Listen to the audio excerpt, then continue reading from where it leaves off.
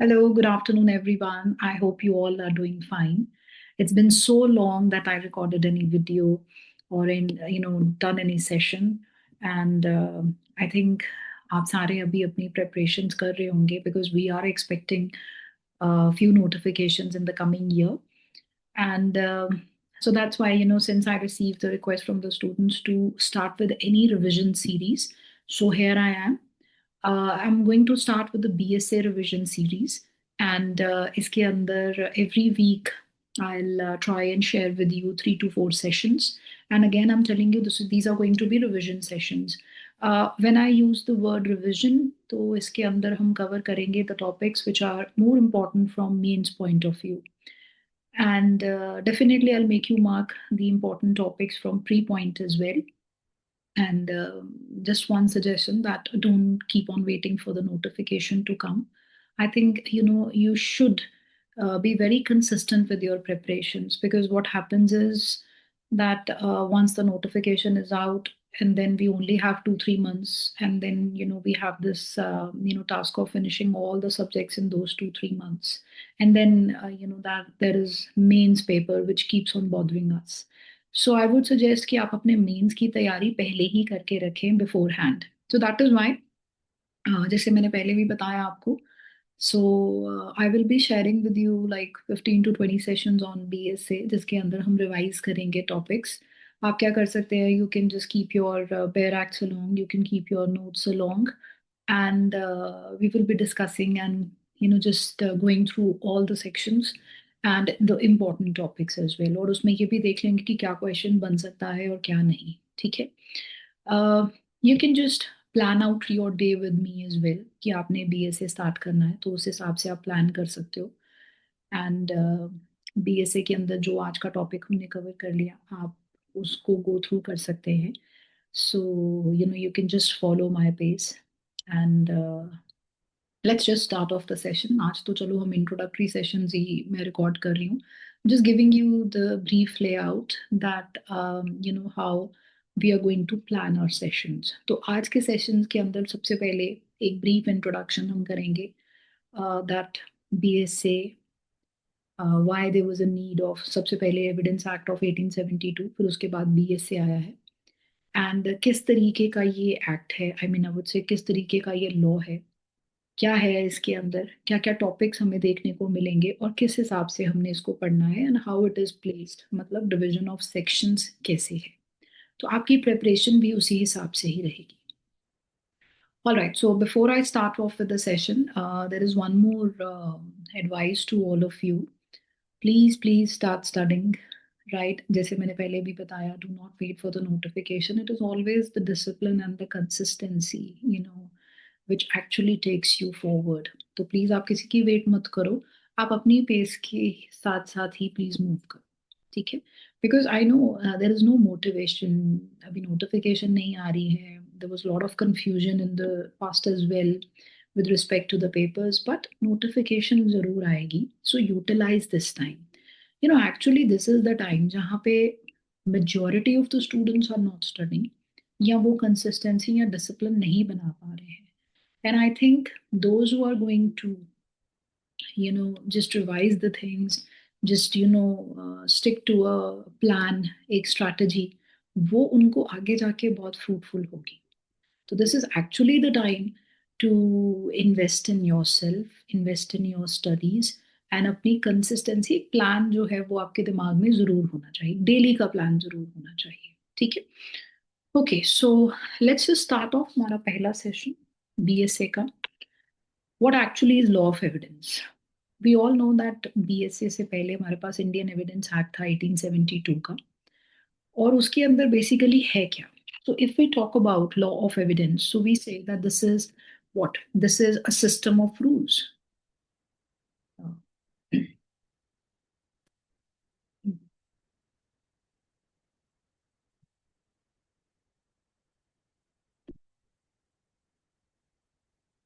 A system of rules, right? तो law of evidence क्या है, एक ऐसे रूल्स हैं जिससे हम क्या करेंगे. So basically these are for ascertaining. क्या डिटर्मिन करना है हमने, we are going to ascertain the controverted, ये एक आसान सी डेफिनेशन रहती है दिमाग में, controverted questions of fact, controverted questions of fact, ठीक है। controverted मतलब होता है सिंपल सा कि that is, it means to rebut, it means to disprove, ठीक है। तो एक, जितने भी एक पर्टिकुलर मैटर के अंदर क्वेश्चंस ऑफ फैक्ट होते हैं, उनको प्रूव डिसप्रूव हम कैसे करेंगे, ये सारा लॉ ऑफ एविडेंस के अंदर आप पढ़ेंगे। मतलब basically law of evidence contain those rules कि किस तरीके से जो है वो एविडेंस आपके पास आएगा, क्या एविडेंस आएगा, right, and what would be the mode of proving that evidence, ठीक है। अगर हम बात करते हैं हमारे लॉ ऑफ एविडेंस के बारे में, तो हम कहते हैं that we usually use this statement that law of evidence एक तरीके से this is the child of the jury system, as this was born and developed with Anglo-Saxon institution.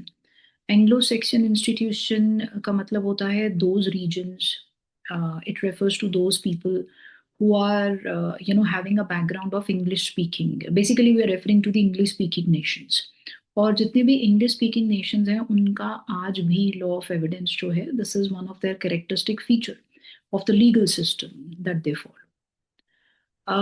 अगर हम इसकी ड्राफ्टिंग के ऊपर आते हैं, तो we all know this that the Indian evidence act 1872 का जो था, this was something that was framed by, this was drafted by sir James Stephen, right.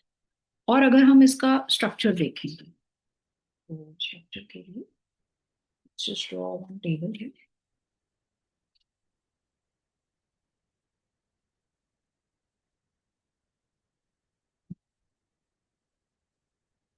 Alright, let's see structure देखने के लिए लेट्स जस्ट डिवाइड कि किस तरीके से हमारे सेशंस भी प्लान आउट होंगे, कैसे हम सेक्शंस को पढ़ेंगे। सो लेट्स सी, सबसे पहले आपको बीएसए के अंदर जो है वो प्रीलिमिनरी सेक्शंस में, so first of all we will be doing the preliminary sections, जो हमारे सेक्शन 1 और 2 रहेंगे, राइट। उसके बाद we will be talking about the relevancy part, relevancy of fact, ठीक है। रेलेवेंसी जो है वो हमारी चलेगी सेक्शन 3 से लेके सेक्शन 50 तक, राइट। उसके बाद हम मूव ऑन करेंगे, सी है, this is 1, this is 2, and then we move on to third part जो हमारा होगा मोड ऑफ प्रूफ। मैं अभी आपको इससे रिलेट कर रही हूँ, mode of proof which will start from section 51 to 103, and then we will do point number 4 के ऊपर the production and effect of evidence, and effect of evidence, ये हमारा चलेगा सेक्शन 104 से लेके सेक्शन 170 तक। Now let's see this relevancy of fact जो हम बात कर रहे हैं प्रीलिमिनरी सेक्शंस के अंदर, तो सिर्फ हम यही पढ़ते हैं कि what is the scope, right. ये जो हमारा लॉ ऑफ एविडेंस है ये कहाँ कैसे अप्लाई करता है, तो हम सिर्फ स्कोप के बारे में बात करते हैं, इसकी एक्सटेंट के बारे में बात करते हैं। जब हम बात करते हैं रेलेवेंसी ऑफ फैक्ट, तो सबसे पहले हम मतलब समझते हैं कि फैक्ट क्या होता है, राइट। अब फैक्ट समझने के लिए आप देख लें that fact is something which means and includes, तो मतलब I am also referring to the definition 2F। इसके बाद थोड़ा सा मैं आपको फैक्ट समझा के, रेलेवेंसी समझा के, एविडेंस के बारे में समझा के, उसके बाद we will just follow the regular session जिसके अंदर थोड़ी सी हम हिस्ट्री भी, बैकग्राउंड भी थोड़ा सा इसका पढ़ लेंगे। But since I'm using the term what is fact, so let's just describe what is fact. So fact हम कहते हैं this means and include, and this is defined under section 2F of BSA. इसका मतलब होता है fact का that anything which is perceived by senses, हमारे पास 5 senses हैं, right? तो जो भी हमने उन senses से perceive किया है that is a fact, right? या कोई भी एक ऐसी mental state हो सकती है आपकी that the person is sane, that the person is insane, of which a person is conscious. Fact जैसे उसकी डेफिनेशन जब हमने स्टार्ट की थी, हमने कहा इट मीन्स एंड इंक्लूड्स, तो it's also include the relevant fact. तो रेलेवेंट फैक्ट क्या होता है? रेलेवेंट फैक्ट वो होता है जो एक फैक्ट इन इशू को हम बोलते हैं डिस्प्यूटेड फैक्ट। जो एक फैक्ट इन इशू के अराउंड चलता रहता है, वो सारे फैक्ट्स को हम रेलेवेंट फैक्ट बोलते हैं। So it's like saying this thing that a fact in issue is like this. It's like a smaller circle. और दिस इज अ चेन, जो चेन इसको इंसर्कल करती है, इस फैक्ट इन इशू को, वो हमारी रेलेवेंट फैक्ट होती है। तो ये हो गया हमारा fact in issue, right? This is something that we are suppose to prove, this is the main dispute, जो हमारा मेन क्वेश्चन है वो होता है fact in issue, the disputed question. और उसके अराउंड जो चेन होती है वो रेलेवेंट फैक्ट की होती है। मतलब ये राउंड वाली चेन कौन सी हो सकती है? मतलब ये कुछ ऐसे फैक्ट्स होते हैं which are forming the part of the same transaction of the fact in issue. मतलब वो फैक्ट इन इशू के साथ कहीं ना कहीं कनेक्टेड है। ये कनेक्शन किसी भी तरीके का हो सकता है।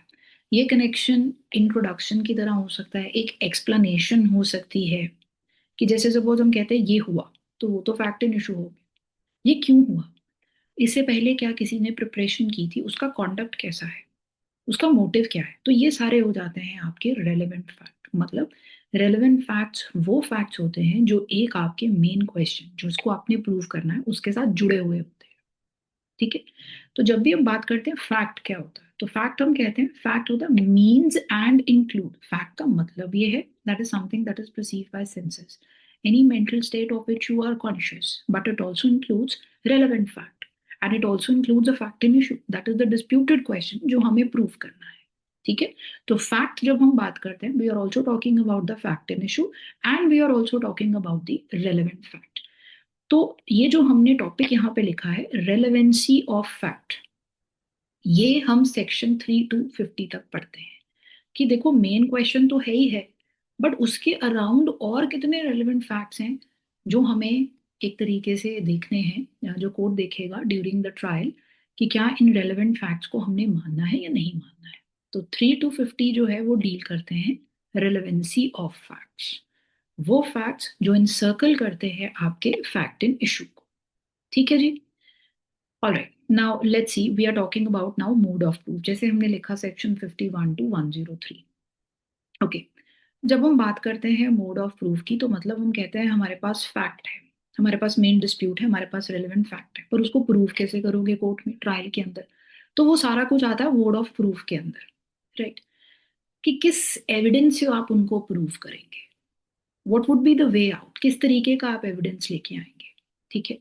तो जब हम बात करते हैं एविडेंस की यहाँ पे, तो एविडेंस डिफरेंट कैटेगरीज का हो सकता है। आपका एविडेंस प्राइमरी एविडेंस हो सकता है या सेकेंडरी एविडेंस हो सकता है, राइट? आपका एविडेंस ओरल हो सकता है या डॉक्यूमेंट्री हो सकता है। ये कैटेगरीज हैं। आपका एविडेंस प्रिजम्पशंस के ऊपर बेस्ड हो सकता है, प्रिजम्पटिव एविडेंस बोलते हैं। ठीक है? या आपका एविडेंस जो है वो ओरिजिनल हो सकता है या वो हेयर से हो सकता है। ठीक? ओके, जब हम बात करते हैं कि हमारा एविडेंस ओरल है, ठीक है, तो ओरल और हेयर से हो सकता है, सॉरी, ओरल हो सकता है या आपका डॉक्यूमेंट्री हो सकता है। अब इसमें देखिए आप, जब हम बात करते हैं कि सपोज आप एक फैक्ट को प्रूव करना चाहते हैं बाय द ओरल एविडेंस, ठीक है, या आप उसको प्रूव कर सकते हैं किसी भी डॉक्यूमेंट्री एविडेंस से। ठीक है? डॉक्यूमेंट्री एविडेंस फर्दर कैटेगराइज हो सकता है आपका प्राइमरी एविडेंस या आपका हो सकता है सेकेंडरी एविडेंस। इस तरीके से हम देखते हैं। ठीक है?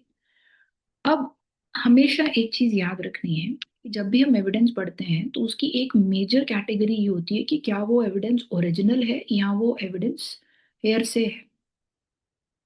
ओरिजिनल मतलब क्या वो डायरेक्ट एविडेंस है या वो सर्कमस्टांशियल एविडेंस है।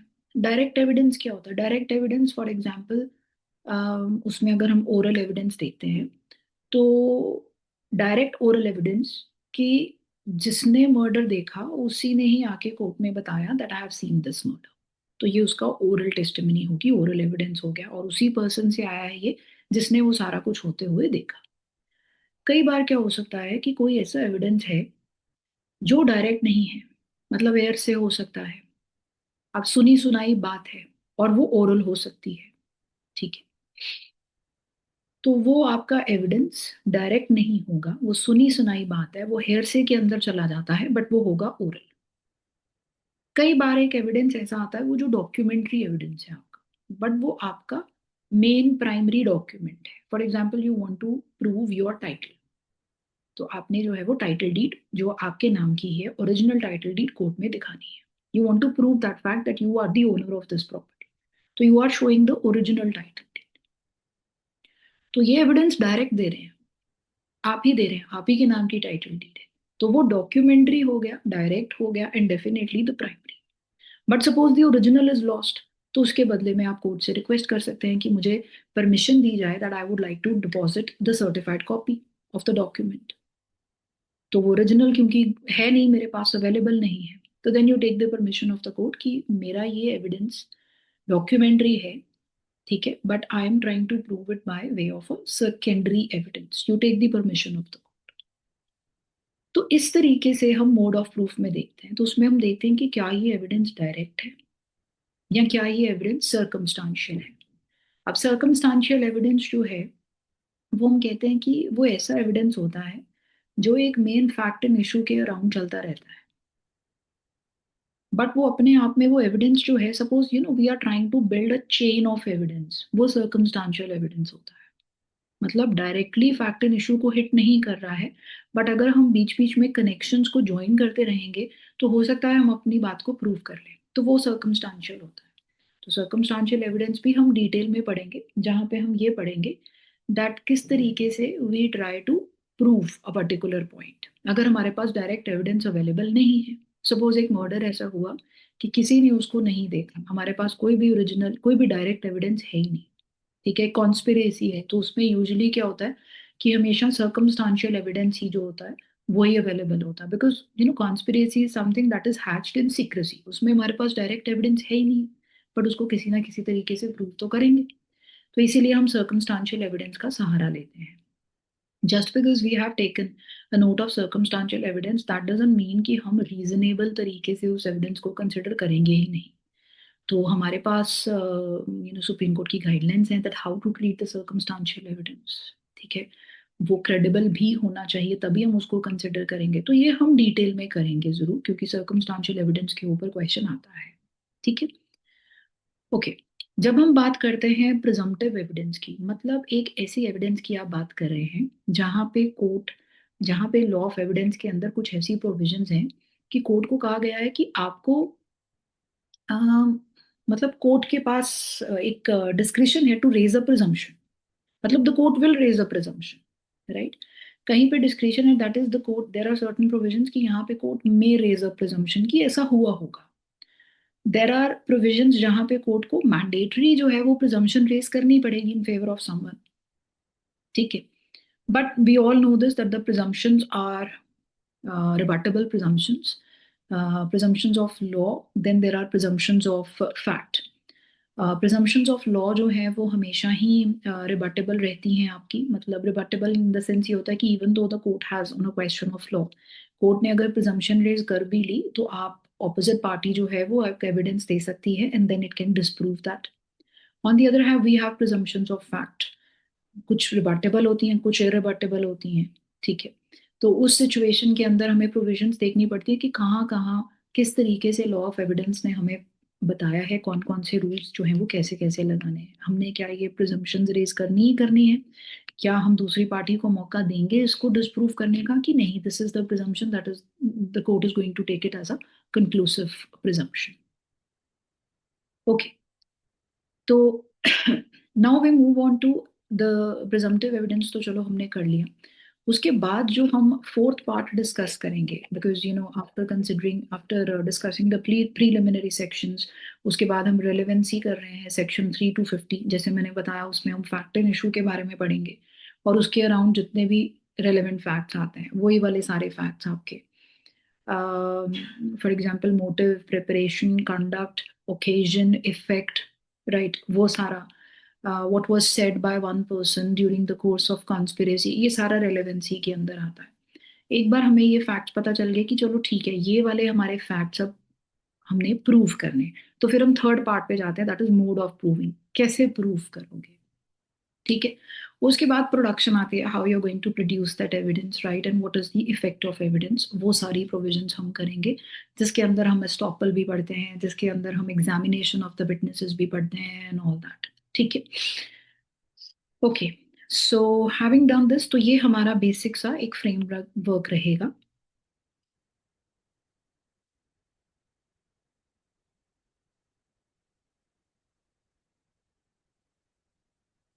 Okay, let's see this. अगर हम बात करते हैं बीएसए की नेचर की, so we all know this that BSA जो है वो more or less it is totally based upon the जैसे प्रोविजंस इंडियन एविडेंस एक्ट की थी एग्जैक्टली वही है, बस नंबरिंग थोड़ा सा चेंज हुआ है या कहीं कहीं माइन्यूट से चेंजेस हैं जो definitely we will be doing it. But if we study the nature of this act of this code, तो इसके अंदर नेचर सेम ही रहेगी इंडियन एविडेंस एक्ट के जैसे।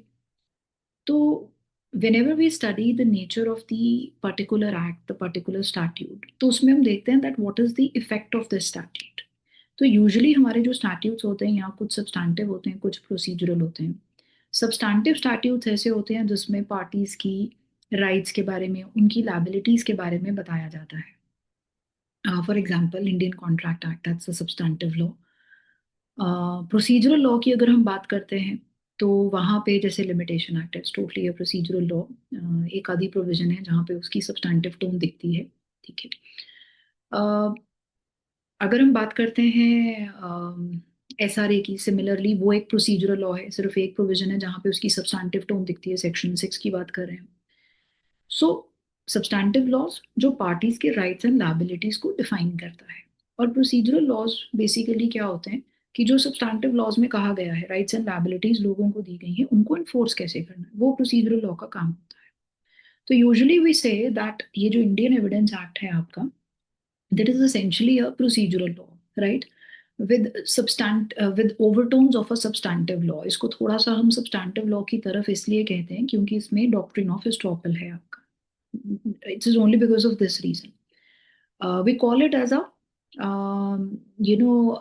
कोई भी ऐसे लॉज जो होते हैं which are not wholly procedural, right, या नॉट होली सब्सटैंटिव। जैसे हम ये कह रहे हैं कि वैसे तो ये सारे का सारा प्रोसीजरल लॉ है, बट इसमें एक डॉक्ट्रिन ऑफ एस्टॉपल है जहाँ पे आपको एक सब्सटैंटिव लॉ की झलक दिखती है। तो इसीलिए हम ऐसे लॉ को जो है वो एडजेक्टिव लॉ बोलते हैं। ठीक है। तो क्योंकि ये एडजेक्टिव लॉ है, तो this is something that is governed by the law of forum rule. तो इसको हम बोलते हैं दिस इज मिक्स फोर।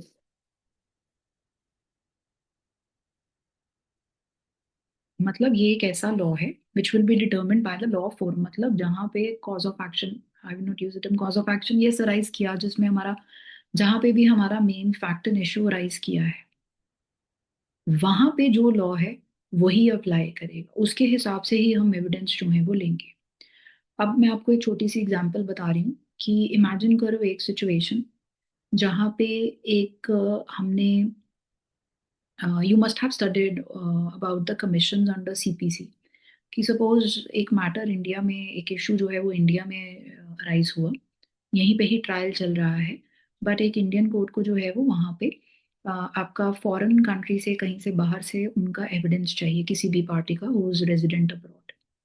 तो आपने क्या किया उसके लिए, आपने एक कमीशन इशू कर दिया, एक लेटर ऑफ रिक्वेस्ट इशू कर दिया कि हमें एविडेंस बाहर से चाहिए।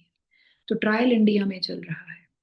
तो क्वेश्चन जो था, जो हमारा मेन डिस्प्यूट था, हमारा main fact in issue that arose in India, तो जो हम एविडेंस लेके आएंगे बाहर से कलेक्ट करके, वो एविडेंस को देखा जाएगा, वे किया जाएगा as per the rules of Indian evidence act, as per the rules which are contained under BSA now. क्योंकि जो हमारा लॉ ऑफ एविडेंस है, this is the law of forum, जहां पे क्वेश्चन अराइज किया है उससे देखा जाता है कि वो एविडेंस हमारी कंट्री में एडमिसिबल है भी या नहीं, या उस हिसाब से उस एविडेंस को हम वे करेंगे। ठीक है। Okay, so basically it is the country where the the question is being tried, उसके अकॉर्डिंग जो है वो लॉ ऑफ एविडेंस लगता है। Okay, now if you see that जितना भी हमारा रूल्स होते हैं regarding the judicial evidence, these can be divided into two parts.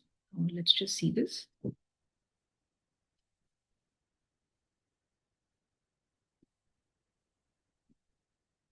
So let's see what are those parts. So the rules regarding judicial evidence, जिस तरीके से हम judicial evidence लेते हैं, हमारे पास दो रूल्स हैं. तो एक है हमारा, दिस इज क्विड प्रो बिंडम. That means things to be proved. मतलब हम क्या प्रूव करेंगे, कौन कौन से फैक्ट्स हम प्रूव करने हैं. और दूसरा होता है मोडस प्रोबेंडी. क्या प्रूव करेंगे, और मोडस से what would be the mode of proof. तो यही है बेसिकली, अगर हम लॉन्ग स्टोरी खत्म करें तो यही है हमारा एविडेंस. क्या प्रूव करना है और कैसे प्रूव करना है, what would be the mode. तो ये हमारा रूल ऑफ एविडेंस बीएसए के अंदर कंटेंट है. If you talk about the history of evidence law in India, तो ब्रिटिशर से पहले तो हमारे पास दो ही सिस्टम हुआ करते थे. एक हिंदू सिस्टम हुआ करता था, एक मुस्लिम्स का सिस्टम हुआ करता था. अगर हम हिंदूज के सिस्टम की बात करते हैं, तो वहां पे हमें पता है कि ये सारे rules they are contained in Dharmashastras. और उसमें काइंड ऑफ प्रूफ, मतलब किस तरीके से आप उस चीज को प्रूव कर सकते हैं, वो भी बताया गया था. जैसे धर्मशास्त्र के अंदर बताया गया था कि लक्ष्य लेख्य से, डॉक्यूमेंट से हम प्रूव कर सकते हैं. विटनेसेस से हम प्रूव कर सकते हैं, साक्षी जिनको हम बोलते थे. पोजेशन से प्रूव कर सकते हैं, भुक्ति जिसको हम बोलते थे. और डील से, दिव्या से प्रूव कर सकते हैं, मतलब कॉन्डक्ट से प्रूव कर सकते हैं. ठीक है. और अगर हम मोहम्मदन लॉ की बात करते हैं, मुस्लिम लॉ की बात करते हैं, तो वहाँ पे एविडेंस को कैटेगराइज किया जाता था mainly in oral evidence, and then we used to have the documentary evidence. और ओरल के अंदर दो कैटेगरीज कंसिडर की जाती हैं, कि वो डायरेक्ट था या हेयर से था. सिंपल रूल्स थे. तो बेसिकली अगर हम बात करते हैं कि जैसे ब्रिटिशर्स ने जब टेक ओवर किया, तो उस टाइम पे हमारे पास कोई भी फिक्स्ड रूल्स ऑफ एविडेंस नहीं थे. सिर्फ इंग्लिश रूल्स ऑफ एविडेंस जो थे वो फॉलो किए जाते थे इन द प्रेसिडेंसी टाउन्स, वही Bombay, Calcutta and Madras. But outside these presidency towns कोई भी फिक्स रूल्स हमारे पास नहीं थे. So that was the reason कि सबसे जो अर्लीस्ट एक्ट आया जिसमें rules of evidence they were being applied by all the courts throughout. So that was the act 10 of 1835. ठीक है. एंड इसके बाद बहुत सारे एक्ट्स आते रहे 1835 से लेके 253 तक, बहुत सारी चेंजेस हमने की. And then there was a time in the year 1868, जब एक you know the Indian law commissioners they prepared a draft bill कि थ्रू आउट इंडिया जो है वो एक फिक्स्ड रूल्स ऑफ एविडेंस जो है वो अप्लाई होने चाहिए. तो 1868 के अंदर वो काम किया गया, ड्राफ्ट बिल बनाया गया, बट वो ड्राफ्ट बिल जो है उसको रिजेक्ट कर दिया गया. And actually this was introduce by sir Henry main, but उसमें कुछ इश्यूज थे, सबको लोकल गवर्नमेंट्स ने उसको अप्रूव नहीं किया. सो that was shelved. Later on, the task was given to Sir James Stephen, and he prepared the new bill, and which became the act later, जिसको हमने जो है वो इनैक्ट किया by the Indian evidence act of 1872, जो हम आज तक फॉलो कर रहे थे before BSA came into picture. ठीक है. अगर हम बात करते हैं इंडियन एविडेंस एक्ट की, तो वो काफ़ी हद तक 1872 में जो आया, वो काफ़ी हद तक इंग्लिश रूल्स ऑफ एविडेंस के लाइंस के ऊपर ही था. Same line and length was being followed, but it was not considered as a servile copy. This was not the intention. Servile copy होती है सबमिसिव. क्योंकि इंडियन एविडेंस एक्ट जब आया, तो उसमें नो डाउट इंडियन कॉन्टेक्स्ट के according भी कुछ प्रोविजंस जो थी वो फ्रेम की गई, but yes, line and length was same. ठीक है. और after Indian evidence act 1872 we now have BSA. और बीएसए की डेट ऑफ इन्फोर्समेंट जो है वो आपको प्री के लिए याद रखनी होगी. सो दिस इज 1 जुलाई 2024. तो बीएसए के अंदर next session के अंदर, so this was only the introductory session today. So in the next session that I will be sharing soon, उसके अंदर we will be starting with section 1 onwards एक तो हम डेट ऑफ इन्फोर्समेंट वगैरह note करेंगे, और हम इम्पॉर्टेंट टर्म्स का जो है वो मीनिंग स्टार्ट कर देंगे। और सबसे पहले हमारी टर्म होने वाली है what is a judicial proceeding. So please stay tune for this and yes, plan your day now. और अपना बीएसए जो है, you should start revising with me. All right, thank you so much everyone and have a good day.